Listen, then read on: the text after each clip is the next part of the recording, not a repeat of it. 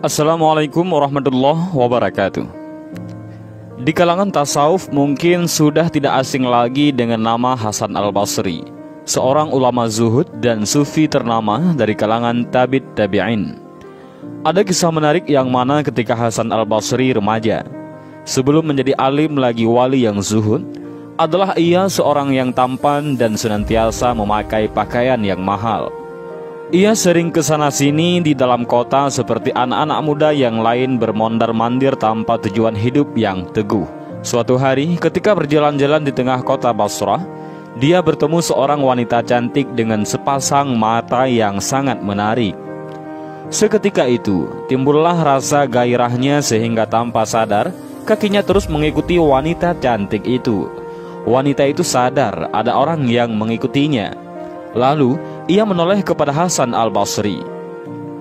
"Tuan terus mengikuti saya. Apakah Tuan tidak malu?"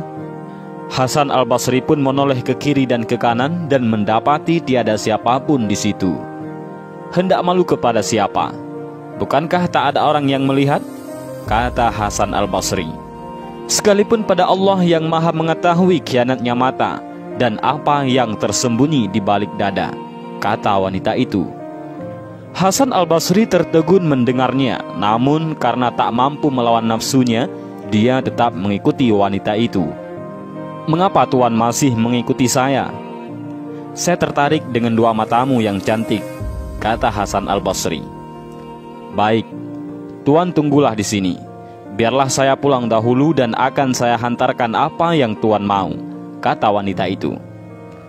Hasan Al-Basri pun menunggu dengan rasa berdebar-debar.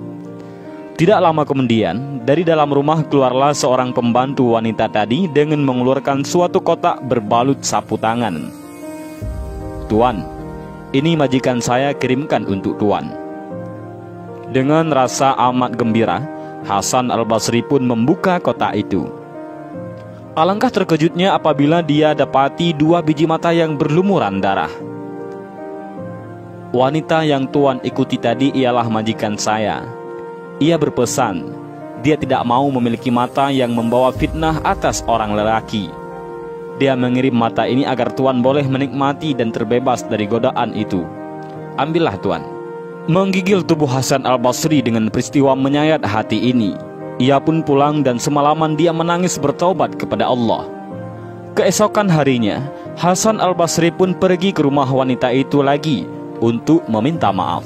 Namun, menurut tetangga yang berdekatan, wanita itu telah meninggal karena terlalu sedih akan dosanya. Bergetar hebat hati Hasan Al-Basri mendengarnya. Rasanya bagaikan hendak tumbang. Selama 3 hari menangislah dia di rumahnya.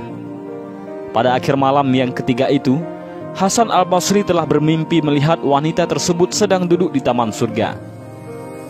"Wahai Tuan, dari dulu saya telah memaafkan perbuatan Tuan yang tak senonoh itu. Karena dari perbuatan Tuan, saya akhirnya duduk mulia di hadapan Allah.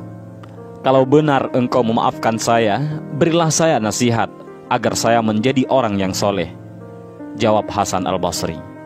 "Bertobatlah waktu Tuan sendirian atau ketika banyak orang. Ingat Allah dan berzikir serta beristighfarlah dengan sungguh-sungguh pagi dan petang." Hasan Al-Basri pun kemudian mengamalkan nasihat tersebut. Beliau akhirnya dikenali sebagai wali yang zuhud, taat, dan termasyhur karena memiliki budi pekerti yang mulia. Dan begitulah sejarah menorehkan kehebatan wanita yang beriman.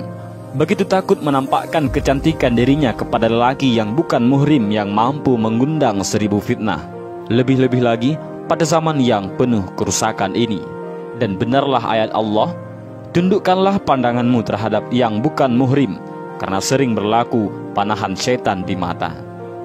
Dan inilah sedikit kisah tentang Hasan Al-Basri dan wanita yang menjaga auratnya. Mudah-mudahan dengan kisah singkat ini bermanfaat. Wallahu a'lam bishawab. Assalamualaikum warahmatullahi wabarakatuh.